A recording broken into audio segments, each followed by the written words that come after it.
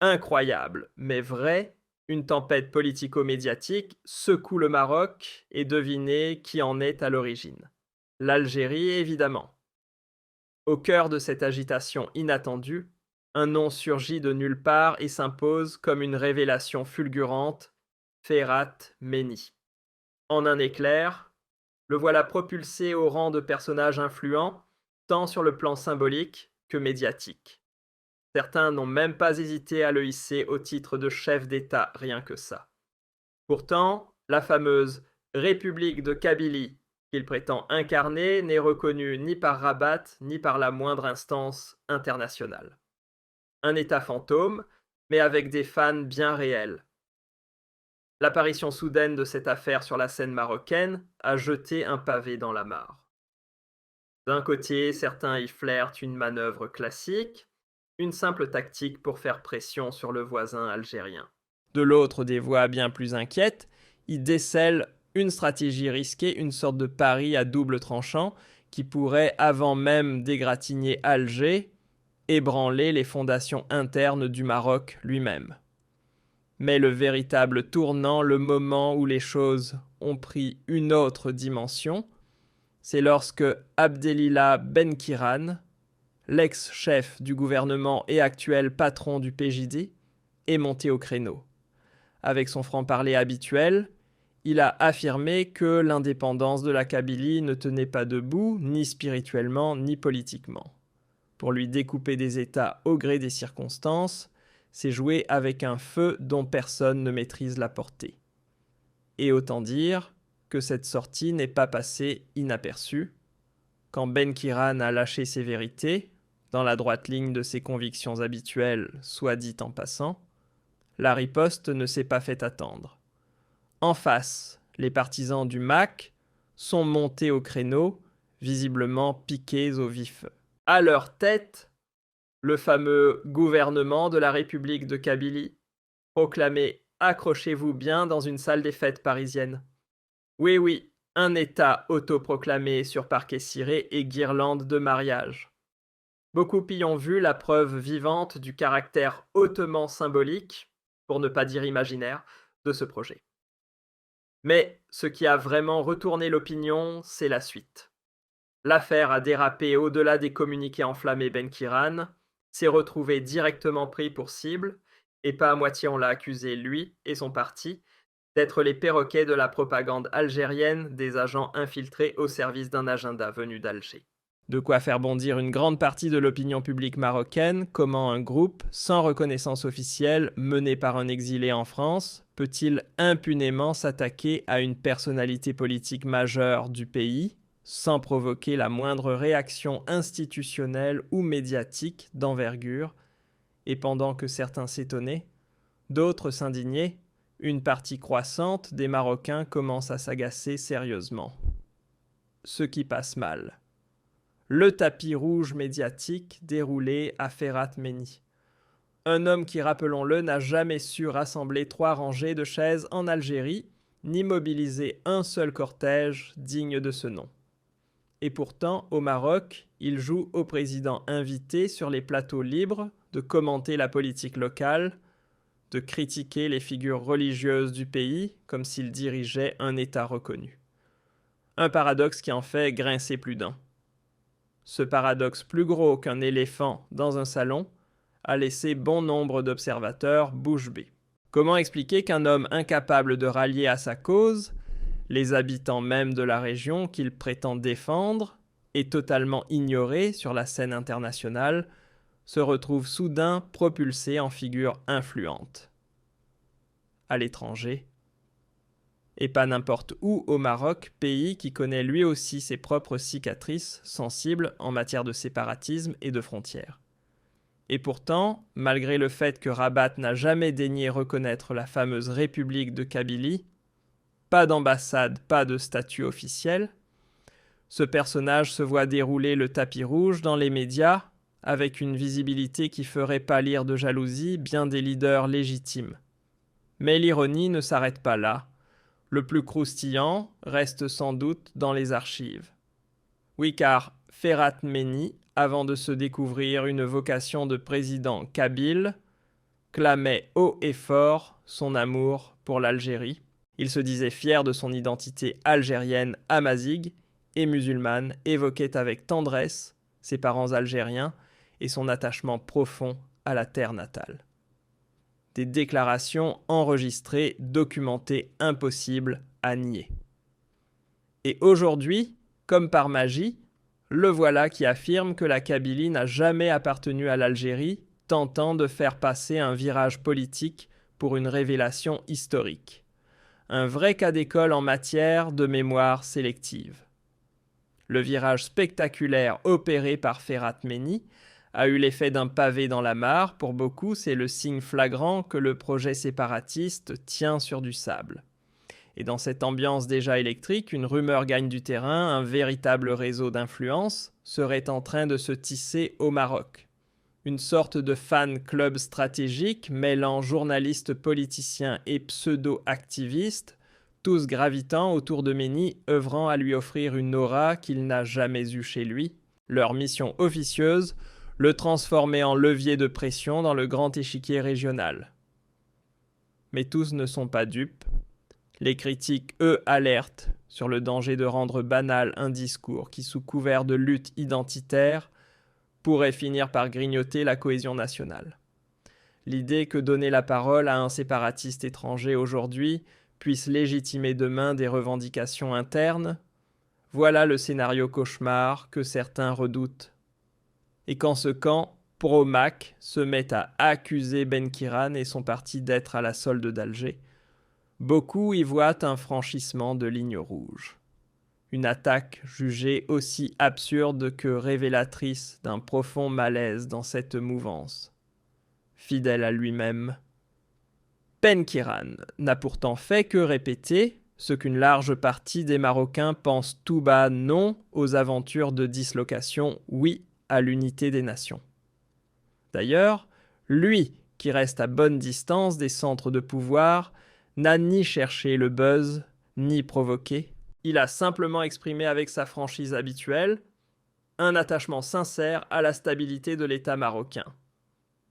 En bout de course, une interrogation s'impose avec insistance. Jusqu'où cette stratégie peut-elle mener avant de se retourner contre ses instigateurs ? Les autorités marocaines mesurent-elles vraiment le risque qu'elles prennent en offrant aujourd'hui une tribune à un mouvement séparatiste venu d'ailleurs ? Car l'histoire, qu'elle soit vieille, de siècles ou d'hier, nous enseigne une chose: ceux qui croient pouvoir manier les identités comme des cartes dans une partie d'échecs finissent souvent par déclencher une tempête qu'ils ne savent plus contenir. Le séparatisme, une fois libéré de sa cage tactique, ne revient pas facilement dans sa boîte. Et pendant que l'Algérie jure main sur le cœur qu'elle n'a rien à voir là-dedans et qu'elle ne touche pas aux affaires internes de son voisin, la scène prend une tournure inconfortable. L'omniprésence médiatique de Ferhat Meni au Maroc a ravivé des tensions qu'on croyait assoupies, rouvert des plaies mal cicatrisées. Ce n'est plus seulement une polémique, c'est un révélateur d'un malaise plus profond sur la manipulation politique des causes séparatistes. Et dans ce labyrinthe de rivalités régionales, il ne reste qu'un fil d'Ariane pour éviter le chaos, la lucidité et la retenue. Car à trop jouer avec les allumettes, c'est toute la maison maghrébine qui risque de partir en fumée. Au fond, cette affaire n'a plus rien d'une simple querelle passagère ou d'un énième débat alimenté par des déclarations enflammées. Non, on est désormais bien au-delà du buzz politique de courte durée. Ce à quoi on assiste, c'est à l'émergence d'un malaise beaucoup plus profond, un symptôme révélateur d'un déséquilibre à la fois politique et médiatique. Une situation où un personnage sans véritable ancrage populaire, sans légitimité internationale, se voit soudain propulsé comme acteur central d'un bras de fer régional. Une mise en scène soigneusement orchestrée, sans vraiment se soucier des dégâts potentiels à long terme. Et c'est là que les vraies questions commencent à fuser. Comment peut-on accorder autant d'espace et de légitimité à quelqu'un comme Ferhat Meni ? Un homme qui, chez lui, n'a jamais réussi à fédérer quoi que ce soit, ni même à rallier ceux qu'il prétend représenter. Lui donner une telle plateforme, c'est flirter dangereusement avec les limites du raisonnable. Cela pousse à s'interroger sérieusement sur le bien-fondé de certaines stratégies politiques. Jusqu'où peut-on instrumentaliser les causes les plus sensibles sans en payer le prix un jour ? Ce qui choque dans cette affaire, ce n'est pas seulement le rouleau compresseur médiatique qui s'est mis en marche pour mettre en lumière un discours séparatiste dans l'espace public marocain. Non, le plus déroutant, c'est le silence gêné, ou pire, la tolérance tacite, qui a permis à ce discours de franchir sans heurts des lignes rouges que l'on croyait pourtant sacrées, intouchables au-dessus des clivages. Quand on en arrive à pointer du doigt un ancien chef de gouvernement, à remettre en question son patriotisme, à le traîner dans la boue au nom d'un supposé alignement sur des agendas étrangers, uniquement parce qu'il a exprimé une opinion fidèle à ses convictions religieuses et politiques, c'est que quelque chose cloche profondément dans l'espace du débat national. La raison cède alors la place à l'émotion brute, le populisme se substitue à la réflexion, et la scène publique devient un champ de bataille idéologique où la nuance est persona non grata. Et ce climat délétère remet brutalement sur la table une question que beaucoup évitaient: où en est la souveraineté intellectuelle et politique du Maroc ? Comment a-t-on pu en arriver au point où une entité inexistante juridiquement proclamée entre deux verres dans une salle des fêtes parisienne se permet de jouer les juges de loyauté nationale? Qui valide, qui annule, qui est patriote, qui ne l'est pas? Tout ça décidé à distance, sans ancrage réel, mais avec une arrogance qui en dit long sur le déséquilibre du moment. En laissant cette logique s'installer sans jamais la remettre en question, on ne fait pas que fermer les yeux, on ouvre grand la porte à un précédent aux répercussions potentiellement explosives. Et dans une région comme le Maghreb façonnée par des siècles de conflits, de croisements identitaires et de tensions non résolues, ce genre de précédent n'est jamais anodin. Il est le genre de virus qui, une fois entré dans le système, se propage sans prévenir. Si l'on prend un peu de recul, le tableau devient encore plus préoccupant. Utiliser les causes séparatistes comme des leviers pour peser sur les tensions régionales, c'est jouer avec un boomerang. Car tôt ou tard, ce discours, qu'on croyait utile à l'extérieur, revient frapper à sa propre porte, avec les mêmes arguments, les mêmes slogans, et cette fois tournés contre ceux qui les avaient un jour cautionnés. L'arme tactique devient alors une menace domestique. Et ce n'est pas une fiction. L'histoire regorge de cas similaires. Du Maghreb au Moyen-Orient, de l'Afrique subsaharienne aux Balkans, les exemples abondent. Une fois qu'on commence à manipuler les identités pour servir des stratégies à court terme, on perd souvent le contrôle. Les divisions qu'on croyait maîtrisées se retournent contre les apprentis sorciers. Dans ce théâtre déjà bien chargé, difficile de passer à côté du retournement de veste version Ferhat Meni.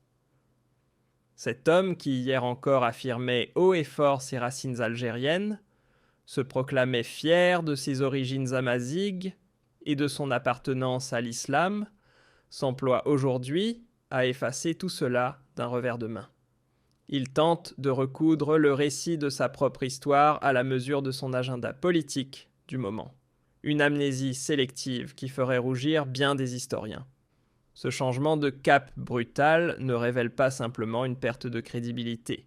Il met surtout en lumière un mécanisme bien rodé, où l'histoire, l'identité et même la religion sont utilisés comme des outils de circonstance. On pioche ce qui arrange, on efface ce qui dérange, et le tout compose un discours sur mesure, sans ligne directrice, cohérente, ni réelle, éthique, intellectuelle. Une sorte de buffet idéologique où chacun se sert selon ses besoins du moment. Et cette mise en scène ne passe plus inaperçue.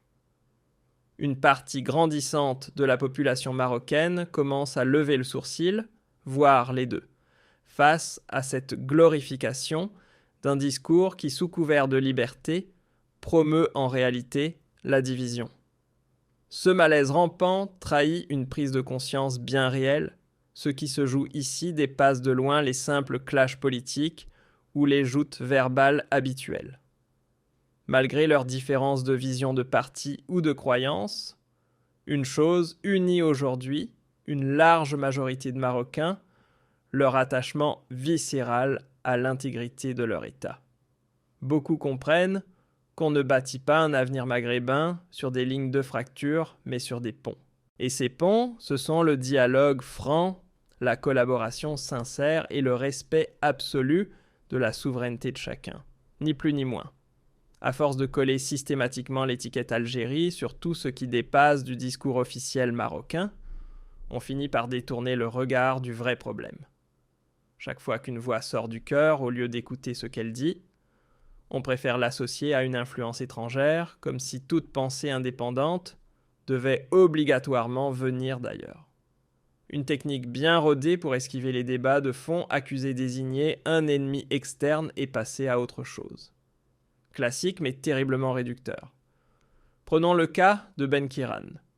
Que l'on adhère ou non à ses prises de position, on ne peut décemment pas les balayer d'un revers de main en les qualifiant de copier-coller depuis Alger. Ces déclarations s'inscrivent dans un débat local avec ses codes, ses références, ses tensions. Les réduire à un simple écho d'un pouvoir étranger, c'est refuser de voir qu'un débat marocain peut exister par lui-même sans être téléguidé. Et c'est là que le bas blesse à force de disqualifier toute opinion divergente en la peignant aux couleurs d'un récit importé, on sabote les fondements d'un débat démocratique sain. On remplace la confrontation d'idées par le soupçon. On jette l'opprobre plutôt que d'argumenter. Et au final, c'est la diversité des voix qui en paie le prix. Quand la poussière des clashs médiatiques retombe, une question tenace reste en suspens car réellement retirer le Maghreb de toute cette agitation théâtrale. Est-ce que ces petites manœuvres tactiques, pensées à court terme, valent vraiment le risque de compromettre la paix, la stabilité et cette précieuse notion de bon voisinage qu'on brandit si souvent pour mieux l'ignorer? Car, au bout du compte, ceux qui trinquent ne sont ni les stratèges en costume, ni les faiseurs d'opinion bien au chaud dans leur studio. Non, ceux qui paient de l'addition, ce sont toujours les citoyens. Marocains ou algériens, peu importe, ce sont eux qui vivent de les conséquences sur le terrain entre insécurité, tension montante et avenir en suspens. Il serait peut-être temps, et même urgent, de changer de cap, d'arrêter de souffler dans des bulles idéologiques qui explosent dès qu'on les confronte au réel. Et surtout, de remettre au centre du jeu une parole lucide, un discours construit, non pas sur l'émotion ou la surenchère, mais sur le bon sens, celui qui place les peuples au-dessus des querelles de pouvoir. Parce que l'histoire, elle n'a pas le moindre état d'âme. Et si le Maghreb s'entête à danser au bord du gouffre, il finira par y tomber. Non pas par fatalité, mais par obstination aveugle à rejouer les mêmes erreurs en espérant des résultats différents. Au milieu de ce vacarme assourdissant, entre slogans et invectives, il reste une voix qu'il ne faut surtout pas étouffer, celle de la raison. Car c'est peut-être la dernière corde à laquelle s'accrocher pour éviter le naufrage. Aujourd'hui. Et surtout, demain.